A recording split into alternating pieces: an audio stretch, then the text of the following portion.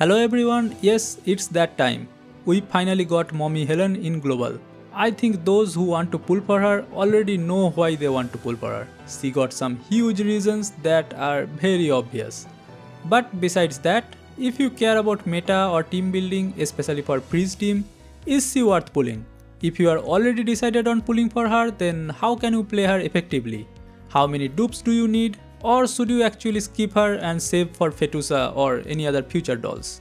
So let's go through her full kit, Vertebrae, where she fits and give you a clear verdict. A quick note, I am so close to 10k subs, so if you haven't yet, please subscribe to the channel, I'll greatly appreciate that. Okay, let's get started. TLDR first, as always. Helen is a freeze shotgun bulwark, which means she is a tank, and she is now the more preferred choice for the freeze team over Suomi. Her role is threefold. She provides survivability to the team through shields and damage sharing, she buffs allied attack and defense, and she reduces the ultimate cooldown of freeze attribute dolls on the field. That third point is her most interesting attribute, and as we will get into it more, we will see it's also where her current limitations stand. She is a defense scaling unit and her only damage source is from her basic attack. All of her skills are for utility. But she is extremely tanky on the other hand with very high defense and HP and is pretty much unkillable in normal content. Also because she can only do damage via her basic attack, unlike most other dolls, her basic attack does freeze damage by default, not physical damage. And it can be boosted a lot via a stacking buff that we will learn about later. Just know that on high dupes, she can dish out pretty good damage as well. But now here's the honest pull recommendation. If you don't want her in your dorm as a waifu, it pains me to say this, but she is a skip. Helen at V0 is weak. She is a waifu pull at V0 and nothing more. I'll still pull her though because I want that outfit and the crew deck interactions, been waiting for them. But if you don't care about all that, she is not exactly a valuable pick for your account. Her value as a freeze team support really only turns on at V3. And even then it's debatable if she is worth it. Besides her normal buffs and cleanses, I mentioned that one of her unique point was that she can reduce freeze units' ultimate cooldowns via her ultimate.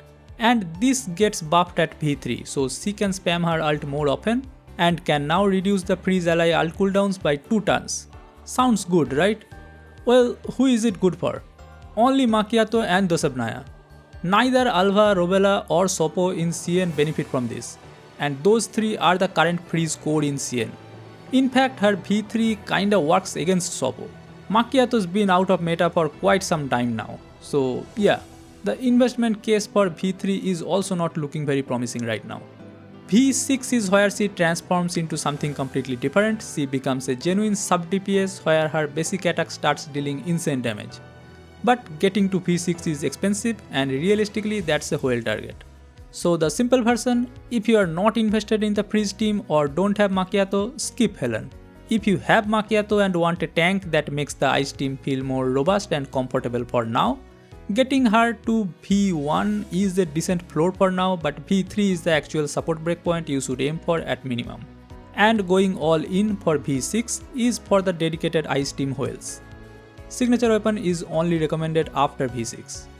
Okay, besides just Helen, I do want to mention that building and investing in Ice Team in general is pure cope, even after Sopo's release in CN. Performance wise, they are consistently in the bottom tier and they require all limited dolls with very high investments. So I cannot in good conscience recommend any new player, F2P player or low spender to start building or investing in the Ice Team in hopes for good result, at least from what we have right now. This is one of the other big reasons you might want to skip Helen or basically Ice altogether if you haven't started yet and save for better units coming soon like Lorelei, probably right after this patch, who knows. But also, as I mentioned before, go for your waifus first regardless of this meta bullshit. I am still getting Helen V0 and I am happy about that choice. Anyway, let's move on and get into the kit. Helen is a shotgun user and her whole kit is built around absorbing damage for her team, generating frost tiles and shields, and converting all of that tank work into offensive power.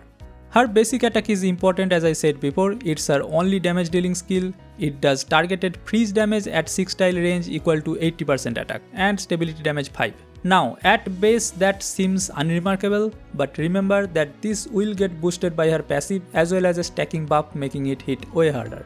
Her skill 1 is her damage sharing skill. She selects an ally within 6 tiles and applies an effect called Sucker on them. While an ally has this effect, any damage they take within 6 tiles of Helen is redirected to Helen at 100%. She takes it instead and cleanses taunt and fear from the protected ally in the process. Sucker can only be on one ally at a time, and after using this skill, she gains extra command. Cooldown is 1 turn. Her skill 2 is an interesting one. She charges in one of the 4 directions in the cross shape to a tile within the 4 to 8 tile range. Every ally along her charge path gets 1 debuff cleansed and gains a frost shield absorbing 100% of Helen's initial attack value, capped at 100% of target's max HP. The path she charges through also becomes frostile for 2 turns. For each ally she passes through on the path, the frost shield's effectiveness increases by 30% and Helen restores 2 points of stability for herself. After using this skill, she gains 6 tiles of additional movement and can also use her basic attack. This skill has a conflictance cost of 4 but no cooldown. Her ultimate is the cooldown reduction skill that defines her team role. She selects an ally within 6 tiles, applies attack up 3 and defense up 3 to them for 2 turns, and reduces the ultimate cooldown of all freeze attribute dolls on the field excluding herself by 1 turn. Just to reiterate, attack up 3 is a 20% attack buff and defense up 3 is a 40% defense buff. After using the ultimate, she gains additional command and the cooldown is 3 turns at V0, which is pretty long for it to be that effective. Her passive is kinda unique. She cannot receive healing from external sources, and effects that convert healing into more damage don't work on her either. She is also immune to healing reduction effects as well. In exchange, at the start of every single turn, she automatically gains 2 conflictance index, restores 25% of her max HP and cleanses all debuffs from herself. She also starts the battle with her defense and max HP increased by 30%. Now comes the stacking buff. She gains 1 stack of Icy Edge for every instance of damage taken by her. Each stack of Icy Edge buffs her basic attack's critical rate and freeze damage by 10%, and all stacks are consumed after she uses her basic attack. Also, while she has the Icy Edge buff active on her, her basic attack multiplier goes from 80% to 180%. And before each basic attack, her attack is increased by 15% of her defense. Now you see why she scales on her defense and how many sources of buffs there are for her basic attack. Overall, she is basically a wall that heals herself every turn, never stays debuffed, and hits harder the more she gets punched. Let me now go through the meaningful Vertebrae breakpoints clearly. V1 is the first upgrade that I want to mention. Although I wouldn't consider it as a stopping breakpoint, but this can be considered as the bare minimum primary investment towards your journey to V3. Because at V1, her skill 2 where she charges in a line becomes a wider path, meaning she can run through more allies, and also she does 2 more debuff cleansing. But the big thing is she gives critical damage up 2 to all these allies in her path now, which is a 20% crit damage buff. This is the first point when she becomes a valuable buffer for the team, because at V0 all her buffs are single target. But V3 is the actual breakpoint that you need to be targeting at minimum for her to be considered an investment worthy freeze support unit. Her ultimate cooldown drops from 3 turns to 1, so she can use it every other turn, and the freeze ally cooldown reduction doubles to 2 turns per use, making Macchiato's ultimate always online. And Helen also gains attack up 3 and defense up 3 for herself for 2 turns, as well as 10 Icy Edge stacks on cast. This is what makes her a functional freeze support. If you are pulling Helen for the freeze team, V3 is where you need to get to. V6 is the DPS transformation. Pre-basic attack buff from defense jumps to 70%. Basic attack multiplier with Icy Edge becomes 300%. And she now gains 2 Icy Edge stacks whenever any ally takes damage as well. At this point, she is not just tanking, she is genuinely threatening, especially combined with a high defense build that converts directly into offensive power. This is when her signature weapon also becomes handy. Speaking of which, let's talk about her weapon choices. Her best weapon is her signature Dulcet Defender, but that is only recommended after her V6. The signature has a great defense percent stat which directly fuels her passive attack conversion. This is definitely the weapon to go for if you are investing to V6 to boost her damage output more. So without this, If you have the Battle Pass Shotgun Expeditionary Pigeon, then that's a great option and is your next best choice. After that is the best F2P choice Mezzaluna, or even Heartseeker will work on her too. Helen is a tank, so she functions at a base level with most shotguns, but the defense percent stat on higher tier weapons matters more for her than it does for typical units because of her defense to attack passive conversion. For attachments, the main set is Freeze Boost. This is the standard freeze element set and applies to all her attacks. Don't worry if you don't have this set, you can always chuck a Phase Strike or Close Assault set on anyone for their universal effects. Stat priorities are crit damage percentage first, then attack percentage, then defense percentage, then flat attack. The defense percentage priority here is slightly higher than most attackers because of her passive converting defense into attack before each basic. You can also go for flat defense instead of flat attack if you got better rolls for that. Target endgame stats should look like 2.7k plus defense, 2.7k plus attack and 135% crit damage. For fixed keys, the core recommended set is Key 1 Double Agent, which gives her 3 stacks of Icy Edge stacks at the start of every turn, which combined with her passive stacks generation from taking damage means she almost always has her basic attack boosted. Key 2 Icy Blossom increases freeze damage on basic attacks against boss units by 20%, which is where her damage actually matters most in boss content. And Key 6 Rule User, it reduces stability damage taken and makes Helen immune to stun and fear, which helps in her survivability. Key 3 Buried Past is a conditional choice if you really need enemy buff cleansing and have no other option for it. Her common keys are her own Helen key alongside Suomi and Sabrina as best in slot for their defense main stats by default, with Mish2 common key as a good alternative too for buffing her basic attack damage. I wouldn't suggest evolving Mish2 key with defense percent stat line, but rather you can evolve the keys with already defense percent main stat to add crit damage and attack percent lines. Her remolding core is worth upgrading to level 45 for that extra defense buff at least. She has 3 blue, 2 red and 1 green slots. Recommended flowers are defense boost and HP boost for blue flowers, attack boost for red flowers and fighting spirit for green flowers. Let's now look at her team synergy. Helen's team is the freeze team, full stop. She doesn't slot into anything else since her entire kit is freeze specific. The current global freeze team lineup that makes sense for her is Robella as carry, Alva as support, Macchiato sub DPS with Dosebnaya as the 5th slot. That's the working meta formation. Now I have to be very direct and reiterate that Helen's V3 cooldown reduction for freeze ultimates currently only meaningfully benefits Macchiato. Alva doesn't really care about it, Robella doesn't benefit, and Sopo, who is the upcoming CN meta freeze carry, also doesn't benefit from her cooldown reduction the way Macchiato does.